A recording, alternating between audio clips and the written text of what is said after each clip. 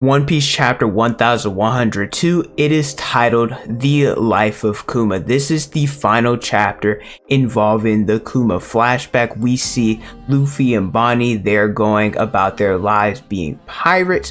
We also see Kuma's perspective on the different instances that he interacted with the Straw Hats, that he is finally officially going to lose his memory for good, and he says his final goodbyes. Really good chapter. And I want to mention that this breakdown, typically I do it with the Viz translations, but whenever those drop, it will be Christmas and I will be home for the holidays, so I won't have access to my computer, won't have access to that, so I'm going to have to use these scans for this video, and I apologize for that. But if you guys enjoy regular anime content, make sure you guys like the video, subscribe to the channel, hit the notification bell so you guys never saw a new video. That way, my name is Potential Unleashed, and let's get into chapter 1102's breakdown. Bonney, she is invading different locations trying to find Kuma. Her and her crew, they have made their name famous throughout the world, and unfortunately, no matter how much she goes, no matter how much she searched for Kuma, she was unable to meet him. This is because for two reasons. Number one, Kuma, he made a promise,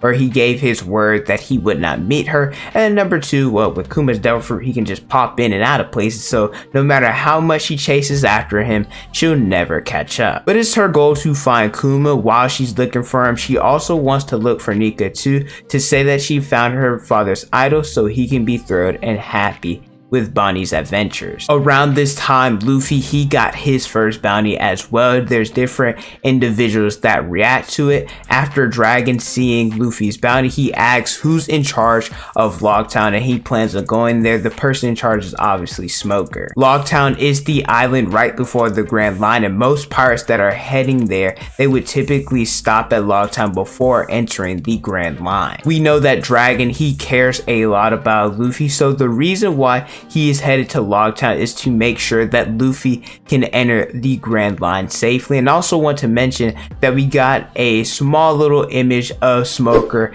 in this chapter, and this has me speculating whether or not Oda included him, because that means Smoker is close to making a return. Jinbei and Ace, they react to Luffy's bounty as well. This is where Jinbei found out that Luffy was the one who took out Arlong, hence why he thanked him and apologized to him about it in chapter 619. Similar to Luffy, you could say that Bonney is considered a good pirate. Also, we find out why she has a ring on her cheek. She has this there so that she could hope that whenever Kuma sees her, that he could recognize it, since she's had a sapphire scale on her cheek her entire life. And this is something that the community speculated that she had there once we found out that Bonney had this disease. Kuma and Vegapunk, they talk about the rookies who have declared war on the world government. This would be the Straw Hats during Enies Lobby, meaning that this conversation between Kuma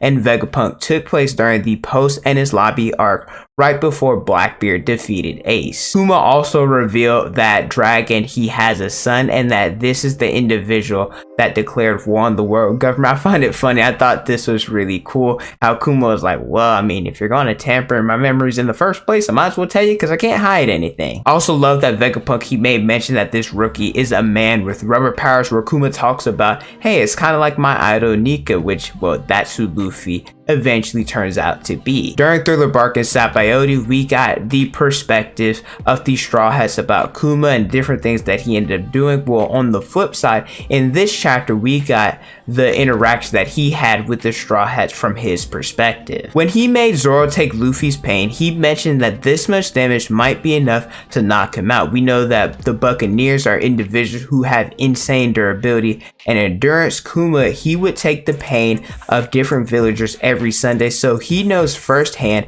how hard this is. So the fact that he said this much damage to knock even him out shows how impressive Zoro did it, already having a foot in the grave and remaining conscious. The warlords, they were summoned to fight against the Whitebeard pirates, and apparently the summon happened during the time the supernova war at Sabaody. The reason why Kuma is at Sabaody is because he wants to see Bonney one more time, because before he goes to the war of the best, Kuma will lose the rest of the humanity he has left. However, he saw that Luffy punched a celestial dragon for the sake of a fisherman, showing that Luffy's a person who does things that's right no matter the consequences. So Kuma, he used the last of the free will he had left in order to let these Straw Hats escape. He felt bad for deserting Dragon and Ivankov without a word, but he believes that he can leave a mark on the world through Bonney and Luffy, and their future will be the only legacy that he leaves behind. We all know the famous scene of Luffy suffering despair since he was under the impression that he lost his crew, but Kuma did this for two reasons. One, allowing them to escape, and two, showcasing the level of strength they needed to survive in the new world. And he wants Luffy and the Straw Hats to train before they go there because he believes Luffy will save the world. Saturn, he wants to install a self-destruct chip inside Kuma just in case he goes rogue. And Vegapunk's like, well, yeah, that already took the man's memories. Like, god dang, what else do you want from it? He tries to bargain. He's like, how about this? I invented a chip that if I were to put it inside his brain, it will allow him to switch between stages of consciousness. Think of it as having a split personality. Saturn, he's like, bump all that, install this chip, do as you're told. But I do want to mention, could Vegapunk have installed this chip without Kuma and without Saturn knowing? Could this be potentially how Kuma ends up getting his memories back? Vegapunk, he is about to erase Kuma's free will. However, Kuma has one more request, and that would be